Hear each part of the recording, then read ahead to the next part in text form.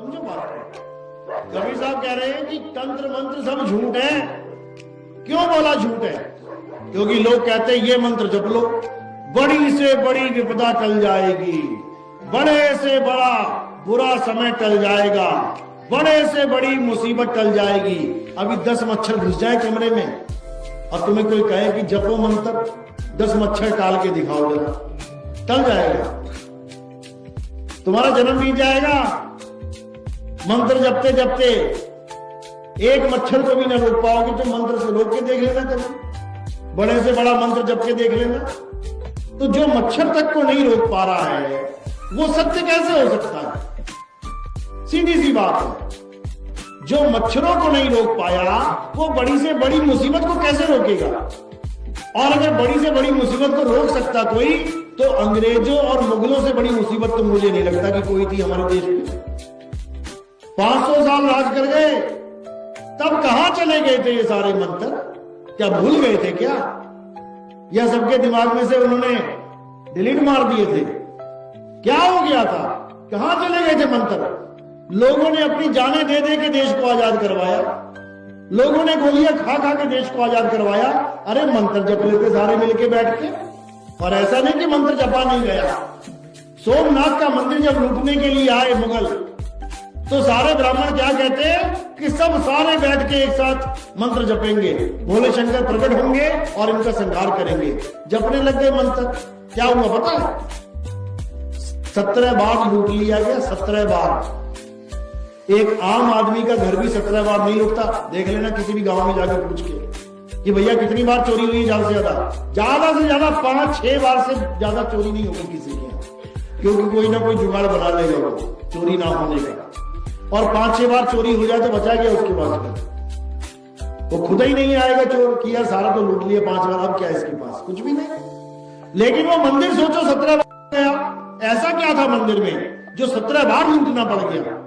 एक बार लूट लिया, सारा उठा के ले गए माल सामान। अब बताओ खाली दीवारें हैं वहां पे, क्यों आएंगे दोबारा लूटने?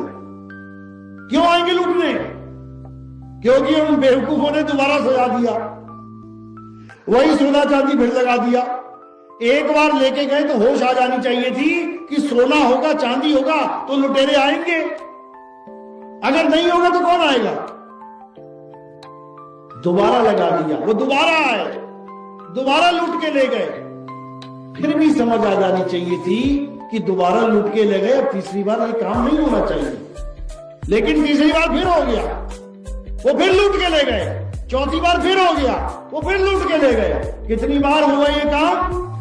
17 बार। बहुत बहादुरी का काम था क्या ये? यह बहुत ज्ञानी पुरुषों वाला काम था क्या ये? हैं? हद कर दी। और ये क्यों लूटा जा रहा है बार बार? क्योंकि इनका अपना माल नहीं था, जनता का पैसा था, वो लोगों से इकट्ठा कर करके लगा रहे थे। अरे भगवान की भक्ति करनी है, पत्थर का सामान रख लेते वहां पे, पत्थर का शिवलिंग रहने देते। शंकर जी से मतलब है कि सोने चांदी से? जो शंकर खुद भस्म लगा के बैठा है, तुम उसको सोने का हार पहनाओगे, सोने का मुकुट पहनाओगे तो लूटा ही जाएगा। क्यों नहीं समझ में आया? अब समझ जाओ, भगवान किसी सोने चांदी का मोहताज नहीं है। ये सोना चांदी नाशवान तत्व हैं, गल जाएंगे, खत्म हो जाएंगे। भगवान कौन है? हे अर्जुन, ये आत्म तत्व ही परम तत्व है। और इसका ज्ञान प्राप्त करने के लिए तुम्हें किसी मंदिर मस्जिद गुरुद्वारे में जाने की जरूरत नहीं है कि मंदिर में आत्मा फंसी पड़ी है, वहां ढूंढने जा रहे हो आत्मा। आत्मा कहां है? आत्मा कहां है? तुम्हारे पास है। मोको कहां ढूंढे रे बंदे, मैं तो तेरे पास में।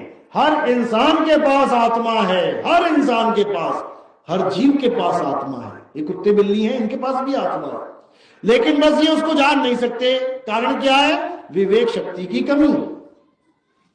इतना विवेक तो है कुत्ते में कि ये मेरा मालिक है और ये दुश्मन है, ये चोर है और ये मेरा सगा संबंधी, कोई घरवाला रिश्तेदार। इतना तो विवेक है। तुम आटा फेंकोगे, खाना है कि नहीं खाना, इतना तो विवेक है। तुम बिस्कुट फेंकोगे, सूंघ के पता लगेगा कि खाना कि नहीं खाना, इतना तो विवेक है। लेकिन तुम कुत्ते को समझाते रहो कि तू एक आत्मा है, तू कुत्ता नहीं, तू आत्मा है। तो कुत्ता नहीं तू आत्मा है, समझ जाएगा क्या? नहीं समझ सकता। इसीलिए इंसान जन्म को सर्वश्रेष्ठ बोला गया है, क्योंकि यही बात अगर इंसान के आगे करोगे वो समझ जाएगा, हे इंसान तू शरीर नहीं तू आत्मा है। मेरी बात समझ में आ रही है ना? बस यही फर्क है कुत्ते में और तुम में।